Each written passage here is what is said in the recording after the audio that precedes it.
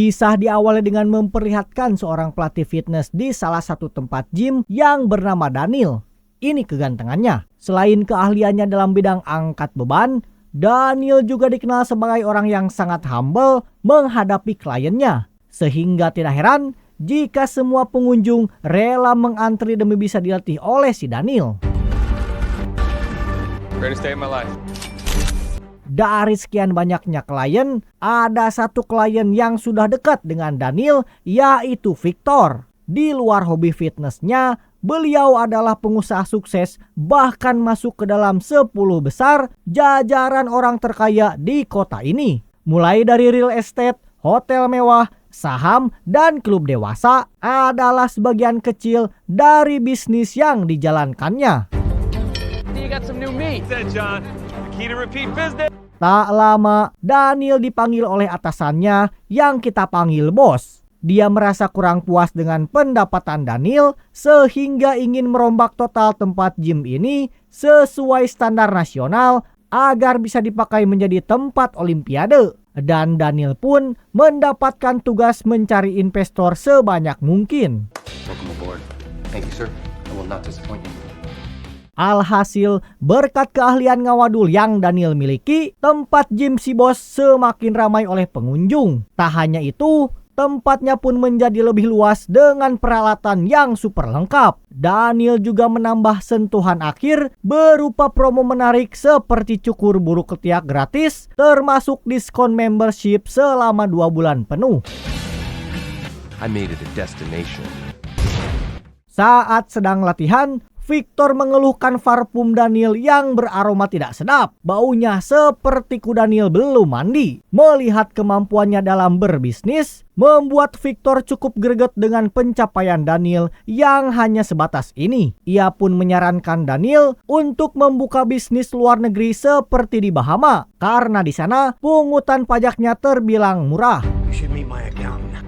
He's a friggin' miracle. Say, Lugo. Suatu hari, Daniel tidak sengaja melihat iklan motivator terkenal yang akan menggelar seminar di kotanya. Penasaran dengan itu, Daniel pun ikut acara tersebut bersama pengusaha kaya lainnya untuk mendapatkan pencerahan. Yang pada intinya ada 3 alasan bagaimana beliau bisa sukses. Yang pertama, tetapkan tujuan. Yang kedua, tetapkan rencana. Dan yang terakhir, bangkit dari kemalasan. Don't, of which I can choose from. This guy understands me. Daniel begitu antusias mengikuti seminar tersebut, membuat si motivator menjadi tertarik dan langsung bertanya apakah Daniel seorang penonton atau pelaku. Daniel pun dengan pedenya menjawab bahwa dia adalah seorang pelaku. Bahkan dari sini jugalah pola pikir Daniel berubah 180 derajat. Say it like you want to hunt it. I'm a dog! Menggunakan prinsip yang sama namun beda cara penetapannya, Daniel benar-benar sudah kehilangan akal sehat. Ia berencana menculik dan memeras Victor yang notabene adalah 10 orang kaya yang ada di kota ini. Namun demi menjalankan aksinya, tidak mungkin hanya dilakukan oleh Daniel seorang diri. Orang pertama yang Daniel temui adalah teman dekatnya yang sama-sama pelatih gym, yaitu Adrian. Dan satu karyawan magang yang baru beberapa minggu keluar dari penjara bernama Paul. Mendengar Daniel mengajak mereka melakukan tindak kriminal, sontak membuat keduanya langsung melakukan penolakan. We all make mistakes. Kinda hard when you got a record. Malamnya, saat mereka baru keluar dari klub malam, Daniel kembali membujuk Paul agar mau bergabung dengan menegaskan bahwa tidak akan terjadi pembunuhan ataupun semacamnya. Mereka hanya perlu menculik si target alias Victor dan memeras lalu melepaskannya. Berbeda dengan Adrian yang oke-oke saja, Paul meminta waktu untuk memikirkannya. We're not gonna do Yeah, it. you're gonna do this with us. I'm not. It's gonna be fun. Singkat cerita, Paul pun akhirnya mau bergabung setelah Daniel hanya menyuruh untuk mengawasi dari kejauhan. Namun karena rencana saja tidak cukup, mereka pergi ke salah satu toko dan membeli beberapa perlengkapan seperti stun gun untuk menangkap Victor pada hari H. Test phase. Setibanya di markas rahasia, Daniel pun menunjukkan denah kediaman Victor dan mulai membahas bagaimana cara melakukan penculikannya. Memanfaatkan semak-semak yang mengarah langsung ke halaman rumah, Daniel akan meringkus Victor yang diperkirakan sudah tidur. We hit him in the house as soon as possible and bring him out right through the front door through the bush. Dengan perhitungan yang matang, Daniel juga menambahkan bahwa CIA hanya butuh sekitar 53 detik untuk melakukan misi seperti ini. Sedangkan mereka, ia yakin bisa lebih cepat menjadi 40 detik karena unggul dengan fisik atletis masing-masing. Tapi tebak apa yang terjadi di lapangan?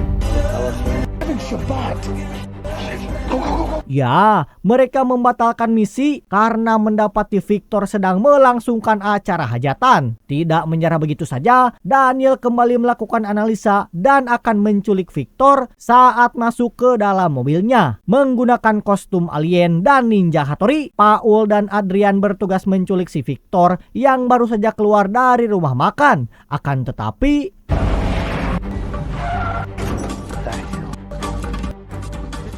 lagi-lagi mereka kembali gagal karena Daniel lupa memberitahu plat nomor mobilnya yang membuat Paul salah pilih mobil. Hingga keesokan paginya, Adrian yang muak dengan taktik amatir Daniel pun pergi ke salah satu cabang usaha milik Victor untuk menculiknya. Dan inilah yang terjadi.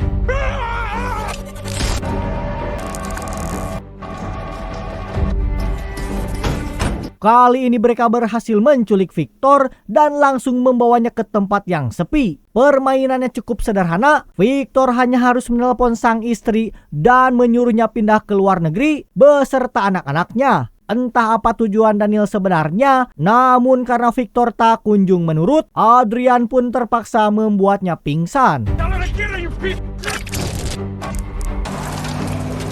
Setibanya di markas, Daniel pun melakban mata Victor. Tujuannya jelas, agar Victor tidak mengetahui siapa yang sudah menculiknya. Layaknya penjahat kejam profesional pada umumnya, mereka meletakkan Victor pada kursi interogasi, lengkap dengan borgol dan beberapa alat sadis seperti dalam film gangster. Yang ketika Daniel memberatkan suaranya dan sedang melakukan intimidasi, tiba-tiba Because you never went to college.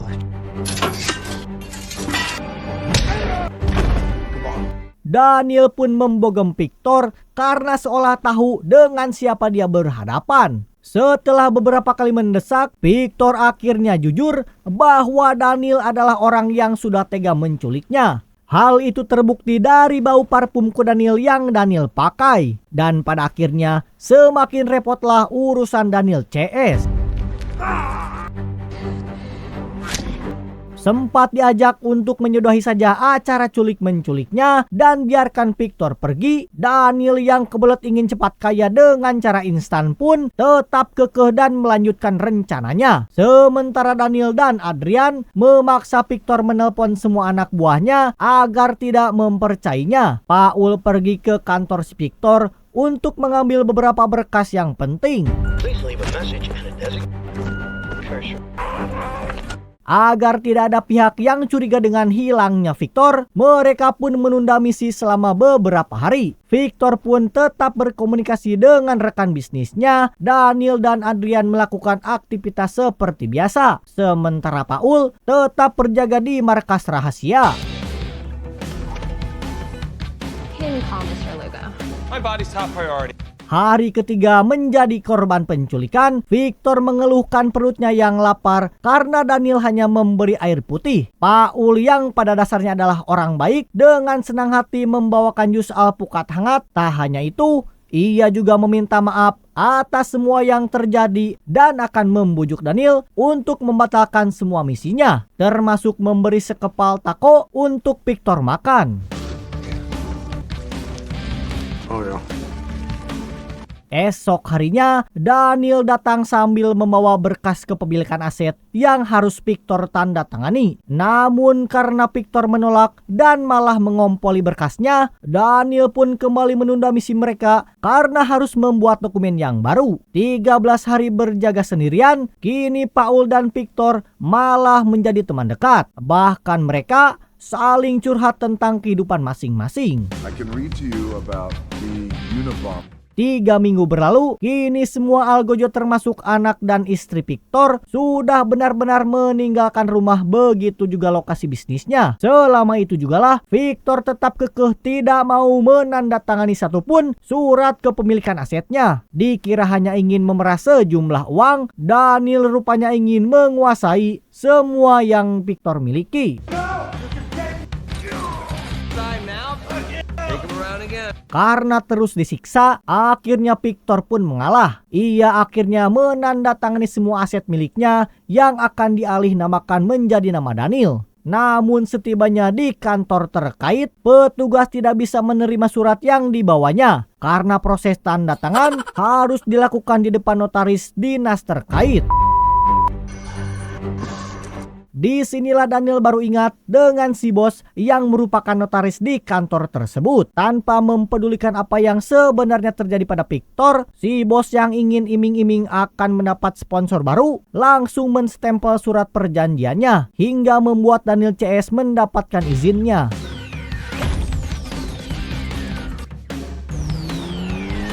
Kini hanya tersisa satu masalah, yaitu Victor. Dengan fakta bahwa identitas mereka sudah diketahui, Daniel CS mau tidak mau harus menyingkirkannya. Meski itu berat, Paul yang mendapat tugas ini pun terpaksa mencekoki Victor minum, karena Daniel akan membuat kehilangan Victor seolah kecelakaan.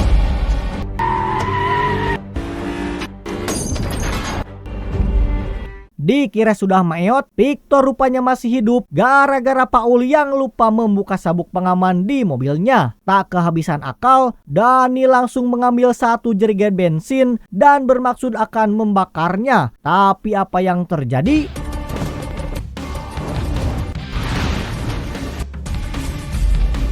Tepat saat mereka akan pergi itulah, Victor rupanya masih saja hidup meski dengan kondisi yang semakin menghariwangkan. Gelap mata, itulah yang mereka bertiga alami saat ini. Sehingga dengan sedikit keberanian, Paul langsung menancap gas mobilnya dan...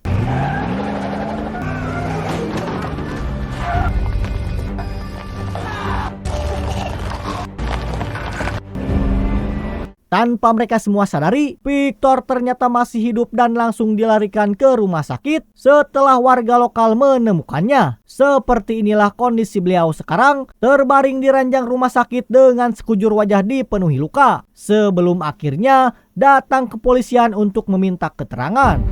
I got one over here. What I hear, Mr. Vic, Pepe and Kershaw, they sell quite a bit of drugs in Colombia. God, I can't believe it. Karena kepolisian mengabaikan kasusnya gara-gara tidak ada barang bukti, Victor pun menghubungi seorang detektif swasta kawakan yang bernama Ed. Ini orangnya. Ed yang tahu siapa sosok Victor pun bersedia untuk membantunya. Namun sebelum itu, beliau meminta Victor segera pergi dari rumah sakit. Karena jika sampai Daniel CS mengetahui Victor masih hidup, mereka pasti akan menghabisinya. Dan benar saja, selang beberapa jam setelah Victor pergi, Daniel CS sudah ada di depan rumah sakit karena tidak menemukan jasad Daniel di TKP. Menggunakan seragam perawat, mereka mulai menggeledah satu persatu kamar pasien sebelum pihak kepolisian menemukan Victor terlebih dahulu. Can I help you with something? You know, I warned him about My bodybuilders.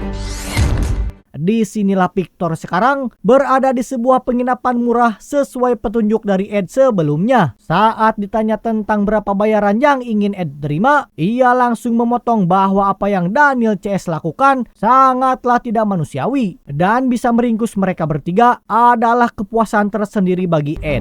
Now, why don't you tell me your story again from the beginning? We've had enough. Karena tak kunjung menemukan si Victor, Daniel CS pun akan lanjut pada rencana berikutnya, yaitu mengambil alih semua asetnya. Dengan akses tak terbatas milik Victor, nasib mereka benar-benar berubah 180 derajat. Daniel tinggal di rumah milik Victor dan melanjutkan bisnisnya. Adrian sendiri membeli rumah mewah dan hidup bersama pacar barunya. Sementara untuk Paul, ia menyewa apartemen super mewah di pusat kota.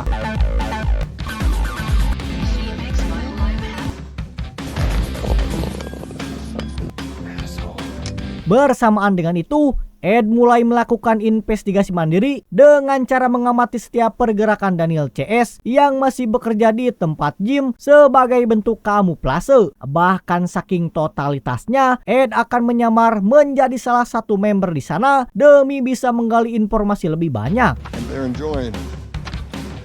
Now I go. So I don't have them. Masih dengan trik yang sama, Daniel pun mulai pendekatan dengan mencari informasi tentang seperti apa latar belakang Ed, termasuk bisnis yang dijalaninya, di mana Ed dengan sengaja menjawab bahwa dia adalah rekan bisnis Victor yang sudah lama tidak mendapat kabar darinya. Dan dari situlah cukup membuat Daniel sedikit khawatir. A friend of mine recommended it. But I like to hear who's the... I can't get him on the phone. Kembali kepada Paul yang kini benar-benar berantakan. Bukannya membeli aset tanah atau membuka usahanya sendiri, Paul yang di awal baik justru malah lebih edan daripada kedua temannya. Bagaimana tidak, semua uang dihabiskan untuk memberi barang haram. Bahkan saat ini, dia dan sang kekasih baru saja diusir dari apartemennya akibat tidak sanggup membayar tagihan. Sometimes when you hit rock bottom, I had to find a way to keep climbing. Bingung harus mencari uang dari mana, Paul pun nekat kembali melakukan aksi kejahatan dengan merampok salah satu petugas yang sedang memindahkan uang dari bank. Namun karena ini bukan keahliannya, ia cukup dibuat kerepotan saat petugas terus melakukan pengejaran. Bahkan Paul harus kehilangan jempol kakinya saat polisi berhasil menembaknya.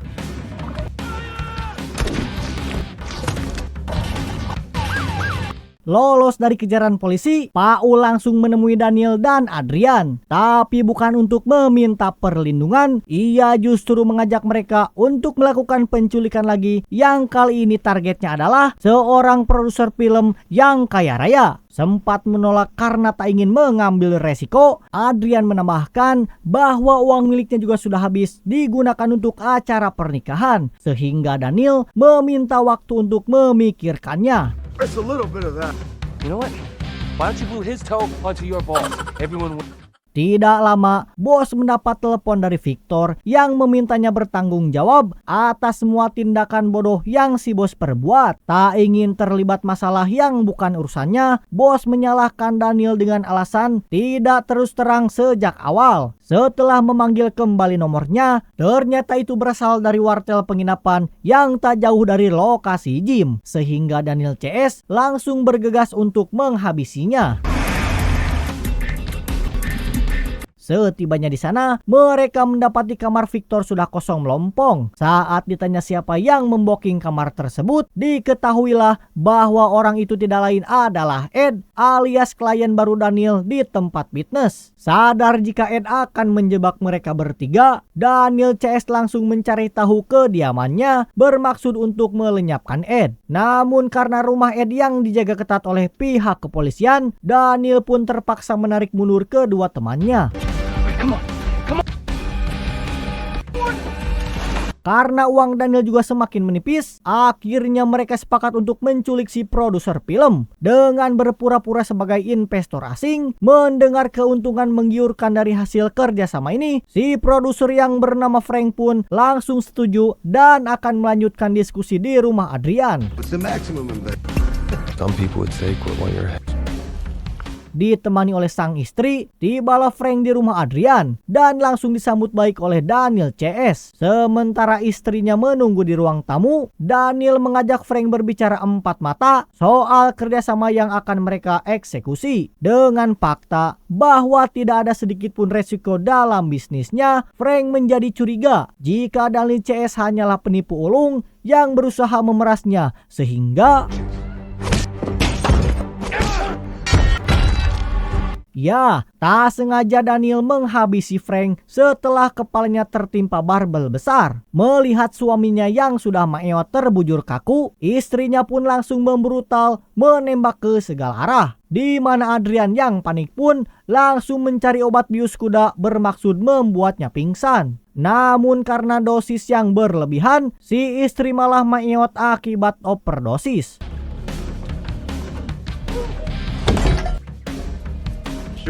Dengan cepat, mereka pun membawa kedua mayatnya ke markas rahasia. Sementara Paul diminta untuk berjaga di sana. Daniel dan Adrian pergi ke toko material untuk memberi beberapa barang. Setelah mencacak dan memasukkan mayatnya ke dalam drum bekas, mereka dengan tega membuangnya ke dasar danau. Tanpa Daniel CS sadari, Victor dan Ed sudah mendapat surat izin penangkapan atas nama mereka bertiga. Paul berhasil ditangkap tanpa perlawanan saat sedang berdoa. Begitu juga dengan Adrian yang terciduk saat sedang mandi. Tak hanya meringkus mereka berdua, polisi juga menangkap si bos di tempat fitness dengan tuduhan pemalsuan stempel.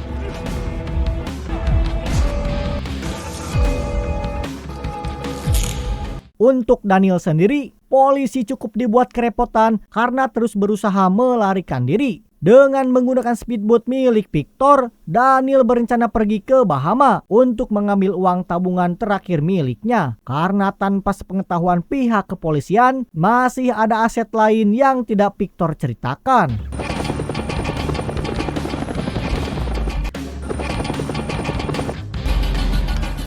Alhasil, kini mereka harus berpacu dengan waktu sebelum Daniel tiba di sana dan menutup akun si Victor. Di mana hal itu nampaknya terlambat karena saat ini Daniel sudah berhasil mengambil semua uangnya. Yang ketika kepolisian sudah tiba di ruang lobi, tiba-tiba